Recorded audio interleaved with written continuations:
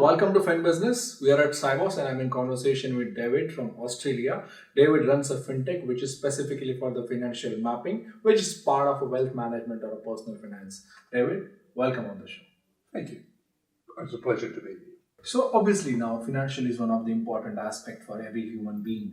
How does actually financial mapping work? What is the solution that you offer to some customer who comes to you? An individual can only plan their finances in the future by either using a professional financial advisor, which are prohibitively expensive for most people, or they have access to a few calculators that they can find on the internet. Okay. The problem with the calculators are they are very simple. If you want an answer to a question, for instance, if the interest rates were to rise 1%, what will happen by borrowing? Yes, you can find that answer. But with our software, if you change any one thing, it will affect all aspects of your finance. For instance, if you have too much debt, then you can save little, a lot less. You will end up with less investments. You will end up with less savings in retirement. Okay.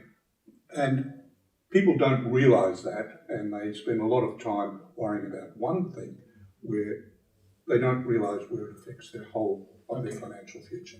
Okay. So what are the trends that you see specifically in the Australian fintech market right now? Because fintech all over the world is rising like there is no tomorrow. In fact, there is a news that, and most of the people quote that, banks are not doing banking, but IT companies are doing a banking service today. Something like this, So what is your sense? How's the fintech market in Australia? The fintech market has been here, probably follows a little bit behind the US and the major centres. But it's developing. It's no longer three men in a back room with a good idea. Most of our smaller fintechs are scaling up, a lot bigger than they were a few years ago. And there are less ideas fintechs going to take over the world because most of the ideas are pretty universal and they start in a number of places at the same time. So less individual fintechs starting, and more scaling going on. And the second trend I see is that initially banks, and in my case financial advisors, were terribly antagonistic to fintechs because they viewed them as competition. Okay. Now they realise they really should collaborate and view them as partners because fintechs can do a lot of things that they cannot do with their legacy platforms and legacy teams. Right. So are the banks in Australia tying up with or collaborating with fintechs? They are starting to. They talk the talk, but they're not quite walking the walk. Okay, great. And how is the collaboration model as such, if you look at the business terms specifically between the fintechs and banking? It mostly seems to be by almost by who you know, personal contacts. Right. There's an organisation in most of our cities, and the major one is Fintech Australia, which attempts to collaborate and make connections between smaller fintechs and commercialising partners. And they are doing a good job, but it's quite hard. Which are the areas where fintechs are operating in Australia? Wow.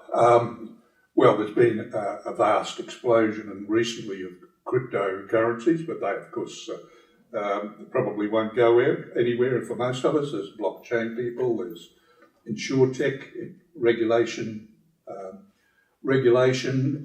tech companies. Our own is financial software for individuals. Not a lot of people in that space.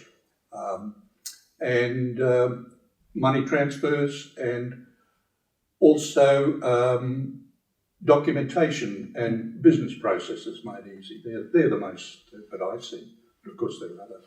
How are the regulations? How are the regulators reading fintechs? How are they observing fintechs? A couple of years ago, the government came out with, "We are going to turn Australia into the fintech capital of south of the equator," and there was great talk and absolutely no action by governments ever since. That's almost in every country. I'm sure it is. Yes. I live in Brisbane in the state of Queensland, and our state government talks the talk, puts a lot of public servants talking the talk. Okay. And that's it. And most of a lot of the action comes from individual accelerators, accelerator hubs, as it does in every place. Okay. There's more venture capital being applied in Australia and more being raised. In fact, enormous amounts compared to what there was 2 or 3 years ago. Okay. Is there any particular way where they raise the capital, the volume of the seed capital, or the size of the ticket size of the fintechs, something like that, while starting off a fintech or a startup? Well, in my own case, it's all my own seed capital, but in first round series seems to be $1.5 million or 2 million Australian dollars. Reduce that by 30% for American dollars.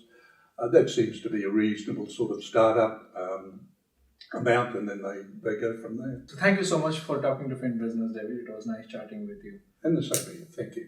Thank you. So that was David Philip, who gave us a lot of information about financial mapping business, which is doing in Australia, and also the Australian fintech. Thank you so much for watching Fin Business.